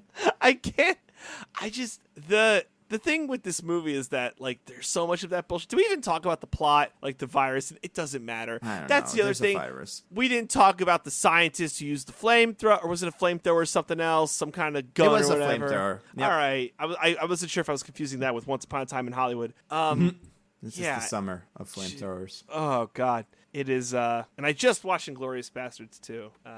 Not Inglourious Bastards 2. I'm sure a movie that will be made at some point when Tarantino gets bored. Oh, my God. This movie really put in perspective, by the way. Like, so Once Upon a Time in Hollywood, talked about last week, and, didn't have a ton of stake, because it's a different kind of movie. There's not a lot to nitpick. But it's a different kind of 2 hours and whatever minutes. Like, this movie, they're doing the Ukraine bit, and I'm like, none of this shit matters, because I know we got to get to Samoa. That's the biggest problem. Like, I knew we were going to be picked up and thrown somewhere else, so I didn't care. I'm just, like, tuning out for a part of the movie. Oh, real quick, one last thing. So the part earlier I said that I enjoyed, I was surprised by. So before the big fight, which that was dumb too, by the way, that it's nighttime and they talk about how, they're going to come right before dawn because we're all tired and light will be at their back. So it's nighttime and they all come. And then like 5 minutes later, it's the middle of the day. It's so jarring. Like, and if they didn't mention it, I'd never I'd never have noticed it. But they spend time in a ridiculous sweeping shot of Samoa. There's one where The Rock and Shaw are just like, about 2 feet from each other, casually talking, and the camera decides that it's Bad Boys now, and like shit just got real. All the money they spent on drones that they forgot to use earlier, it's going to get used in this dialogue.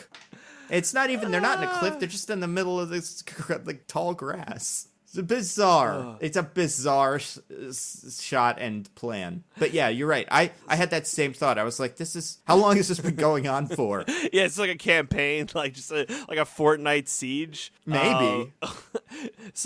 Before all this happens, The Rock and Vanessa Kirby are talking, and I forget how it happens, but they kiss, and I really enjoyed that moment because it never happens. The Rock never gets any of that stuff. He's like serious guy. He already has a wife or something going on. He never gets the babe. But he gets to kiss Vanessa Kirby, and it's like a cool moment. I enjoyed it. He is a complete non-sexual entity up until this point in the Fast Furious movies. So there's a bit where she because Hobbs and Shaw hate each other because they tell us they do, and there's a bit where Shaw is like we were talking about. Seems like he's being protective of his sister because he's worried The Rock is like gonna have sex with her, basically, and. The Rock plays along, but in my mind, only because he knows it's going to piss Shaw off. Not because he wants to, right? And then there's a bit where she falls onto his lap as they're driving a car, and The Rock and her don't make eyes, and then we're like, oh, they almost are like, ew, icky, girl, get off of me. Yeah. I just wish this movie was courageous enough to have Hobbs and Shaw fuck at the end. Like, that's what it was going for. There were 2 or 3 times, one at the very end, when they're like like inches from each other's face, just saying the shit that Han and Leia say right before they kiss. Just like, you're a jerk, you're an idiot, you're gonna get us killed, I hate you. Like, where was that? If you're gonna, this would be such an important movie to get all the bullshit like appreciation that like a very average kind of Captain Marvel movie gets. Yes, it would be, and you get to expose like parts of the world that wouldn't watch movie with Timothy Chalamet. I can't even haven't seen, don't know the name of. Like, this would be Call so me great by for my them. name. I think that's it. Call me, yeah, that's it. That would be like, they would just see, and then like yeah, they just kiss and they're friends now. Because then I'd be like, oh, wow, all this weird fake sexual chemistry or like tension, it becomes like it recontextualizes sexual chemistry throughout the beginning of the movie. And I'm like, maybe that is why they're overcompensating. It's not because the movie doesn't know how to make this a buddy cop movie. It's because they both love insecure. each other. Well, because, right, The Rock is a non-sexual entity up until this point, and he, like, there's a bit where they both wake up, and Jason Statham wakes up with a girl, and I think that's the movie trying to trick us into thinking he's, like, this super sexy playboy. Yeah. And as, like, a way to be like, no, they're different, guys, trust me. This one, like, has sex with women, and this one sleeps by himself. But, and then there's a part later where Jason Statham also, like, very unconvincingly, like, makes out with some sort of lingerie model that lives with the rest of the Charlie's Angels, who is a quarter of his age, I'm sure. An insanely younger than him person. And speaking of things I don't buy, it's this, like, Playboy Deckard Shaw routine. Rock can hold a helicopter down if he wants. I'll take that over this. But yeah, I wanted Shaw to be just like a very, secure guy who he'll do whatever. He's not about labels, and this is where The Rock realizes why he's just had so much trouble with this guy. Yeah, it's because this he is what can't he quite needed. it's like Mulan. Like there's the bit where he's like, oh man, I hate Ping or whatever, but maybe I'm in love with Ping. And then it's okay in that movie, like they rationalize it with, but she's a girl, and he's like, oh thank God. But in this, it would be like they do love each other. Like I don't know, it would just be so great. And I think I will always even though technically my YouTube videos usually are described as fan fiction, there's a whole nother kind of fan fiction that is just Sherlock and Holmes, kissing and whatever. And like I'm sure I feel it exists. I don't think that audience quite loves the Fast and Furious movies as much as things like Sherlock on BBC, but I think they should start because this is perfect give for it that. a chance. Yeah. Yeah. Any other thoughts about this movie? No, I'm tapped. That's all I got. Yeah. I think I'm going to make a video about it soon. Ooh. Because exciting. I am very soon. I pretty much wrote it. Because these two it's out of the 7 surviving core family members. These are the worst 2 to pair together because they're so similar and they have no interesting history. Yeah. Yeah. So I think you could make this movie really good if you sub out Shaw for Roman. I think Roman's the best character in these anyway, but like him and Shaw are complete opposites. Or him and Hobbs are complete opposites. They would be so much fun to watch. And like there's like these action scenes, and this like, it kills me. And like I said, this will all be the video, although with more detail. It kills me that like the scene with the elevator, right, where like they both jump out of Rock jumps out of a window. I don't Hobbs, whatever, jumps out of the window following Brixton. But Jason Statham doesn't, right? It's not like that would be out of character for Jason Statham to do. It's just that he doesn't like Shaw, or he doesn't like Hobbs, and he wants to give him a big fuck you, like, see, you dummy, I'm in the thing. And the same thing happens in the rooms where they're both fighting their team of goons, where, like, it's not fun that they're separated because situationally it's going to be more difficult for one or the other. It really is just like The Rock's like, hey, I don't like you, so I enjoy watching you fail over there. Where it's way more interesting if just The Rock is in a situation where he is going to solve a problem in a different way than Tyrese. That's like how these always work and a buddy comedy works. But this movie, like, because they settled on Jason Statham as the main secondary character, they couldn't do it. Do you think it has something to do with Jason Statham being a huge star in China? Because I think it could. I did not even consider that, but super possible. Post Meg, I feel like he is international superstar in a way that like no one but The Rock and a couple of other like guys from Marvel movies are. How did this movie do? I'm going on Box Office Mojo to answer my own question. Oh, quite well. It did. Nice. It was a huge success. Oh hell yeah, 60 million. Damn, for an August movie, that's pretty good. And, like, I don't know where it has opened, but I want to say it made, like, 80 million or 180 million worldwide, which is, like, not as good as as good as one of these has ever done. But, like, I'm sure it'll be one of the higher grossing movies of this year. It'll probably be the highest non-Disney grossing movie of this year. Yeah, for sure. Oh, my goodness. So, like, yeah, that's, like, it's currently the 26th, but that's domestic. But, yeah, I think... I have a feeling this will do quite well internationally, and maybe Jason Statham is a big giant star. I don't know. I have a hard time pinning him down, especially Yeah. recently. Like there was a time when the Transporter and the Italian Job were going, and you were like, okay, and like Lock, Stock, and Two Smoking Barrels, and you knew what a Jason Statham movie and character was, and now it's like he's still doing that, but the movies aren't the same movies and stuff. I don't know. He's a special case. I kind of like him. Yeah, It's funny how much clothes he wears. it At is. one point, yeah. The Rock jokes about how he's wearing like pants and a jacket, and I'm like, yeah, what is it with you? Yeah, I mean, like, it's so hot. What? Yeah.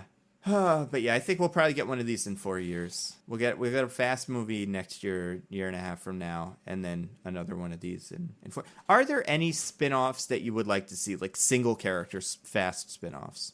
I would like to see a weird tech heist with Tej and the girl hacker who like he's with now. Right. You know what I'm talking about? I'd like to see Yeah. a weird, like, totally cyber, like Ocean's 11, but like mostly cyber focused. I like to see like how that could be problematic. It's like, oh, we've taken this too far. You know, some like catastrophe happens, and they have to like grapple with the reality of what they're doing. Because in all the movies, they're just, oh yes, we'll computer it, and now it is computered, and you just take it for granted. But and I don't know if any movies really explored this space, but like the consequences of doing this, I guess like Mr. Robot has, but maybe go in a direction like that, but good Mr. Robot, not bad Mr. Robot. Yeah. So Yeah, it could be fun. I think like heist movie, like it's funny because 5 was a heist movie. Like first one was Point Break. Second one was also kind of Point Break. Third, I don't even know what Tokyo Drift was. 4 was just kind of a standard cop movie. 5 was a heist movie, and then they kind of turned into spy movies, and now they've transitioned into superhero movies.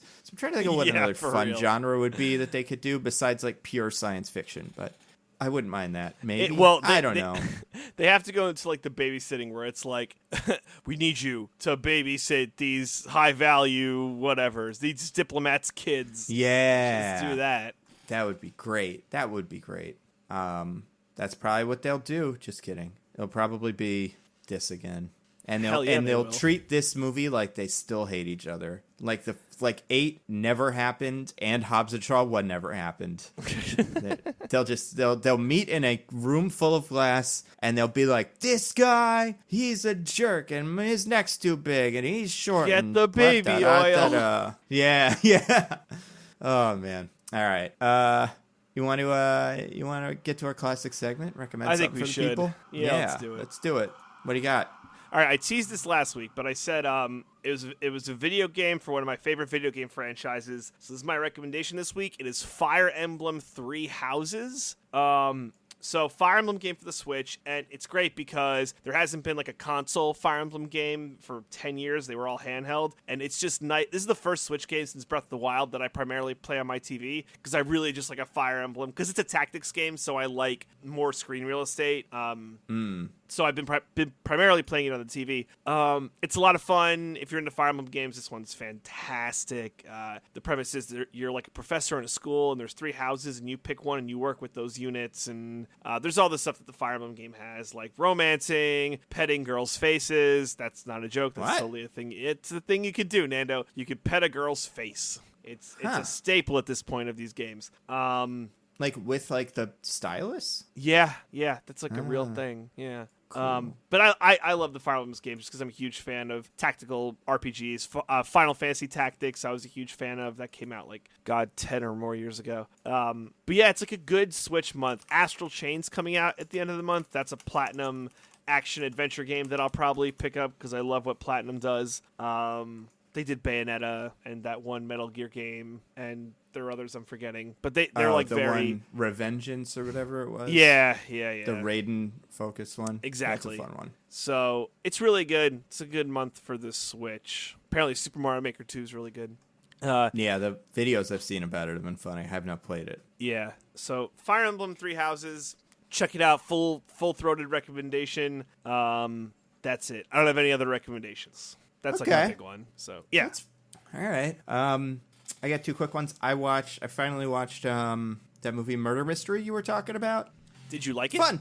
Yeah, I thought it was pretty funny. Awesome. It was light but it was better than your average Yeah, exactly. Or even I haven't seen any of the ones that people say are bad, but he made a bunch of direct to Netflix movies that were all pretty unpopular, like they made like a Hateful Eight ripoff kind of thing, or like Magnificent Seven ripoff. So yeah, that sucks. So it's good that this one was fun. Yeah, Luke Evans is pretty good in it. Yeah, and what's his name was pretty good in it. Adam Sandler was pretty funny. Yeah, Jennifer Aniston's good. Yeah. I was like surprised in the beginning. It was just like, you know, Adam Sandler, and it was fine. But when he started doing when they got into the weird situation, but said a normal thing by accident, kind of, that was very funny to me. Yeah, I liked it. So I'll rec that. I also bought the other day a comics. This is like an older comic, but I had never read it. I kind of knew the gist, but it's from the 80s. It's called God Loves Man Kills. It's a classic X-Men story that is kind of the basis for X2. And I'm working on some X-Men related something, and I was curious because I was like, well, X2 is my favorite movie. This seems like an interesting book. I wonder what's the story. And it's fun because it's older. Like it's part of like when Chris Claremont was just crushing X-Men comics back in the day. But it's got that older art style that like it looks good, but it also clearly is like from a while ago. But you'd be surprised. Thematically, it's about a charismatic preacher who is convincing everyone to, you know, kill all the mutants because they're not they're like subhuman creatures, and you know, it's an interesting theme to explore. It's interesting too because William Stryker in the comic is a priest. He is not a scientist. That seems like the biggest change between. Yeah, it's like. And I get it because like 2003 or whenever X2 came out, like we were in the height of like, you know, Patriot Act, like the military's coming to get you kind of. So it's a very sensible change. Although you could have gone the other way with it too. But and I guess they wanted to tie Wolverine's origin to Stryker, so it made more sense if he was some sort of scientist. But yeah, it's an interesting book. And so yeah, I found that. Still reading the X, but they put out the next of the Hickman X-Men books. This one's called Powers of X. It is really bizarre compared to House of X, so that's interesting. But yeah, that's all I got. Yeah, what are we doing next week? We talked about this, right? Dora? Yeah, I think it's probably going to be Dora. But yeah, it's probably going to be Dora. Oh, we talked about this. We're going to do Moon. It's coming. Because August is a fucking nightmare for movies. There's nothing to nitpick. It's going to be brutal. So yeah, we're gonna need ideas. So please tweet at us your ideas for what you would like to see. But Moon is coming. It is coming. Yeah. Yeah, we have quite a few tricky weeks ahead. You know what though? August 23rd, you got Angel Has Fallen, the third in the Has Fallen series. So that's we probably could do those two. Yeah, there's that one movie, idea. Ready or Not. Have you seen that? It's like some sort of game of tag of death, and that seems like it might be interesting. It looks like a horror movie though. Yeah, it seems to be kind of playing. It's like a horror movie, but also it's kind of a horror satire. Maybe it doesn't seem to be completely in one, which is probably a good thing. But yeah, I like the idea of doing the Has Fallen just to compare them. I've seen second, not the first. I haven't seen any of them, but I did see White House Down, which is basically the same thing. Which one is that? Is that the one with Jamie Foxx? That's Jamie Foxx. Mm-hmm. Yeah. Now I hear Channing Tatum. Tatum. Yeah. Yep. I hear Olympus Has Fallen is the better of the two. Yeah, I don't know why I picked the wrong one, but I did. So because they came out at like the same time. Yeah, and if you told me one of them's got Channing Tatum and the other's got, you know, the Phantom or whatever Gerard his name Butler is. Or whatever. Gerard Butler, yeah, I'd probably pick the Channing Tatum one too. Yeah, right. But yeah, so there's good stuff. Well, you guys let us know at Nitpicking Pod on Twitter. Alrighty. That's all I got though. Same. So until next week, I am at Nando V Movies on Twitter. I'm at Zippy by Day.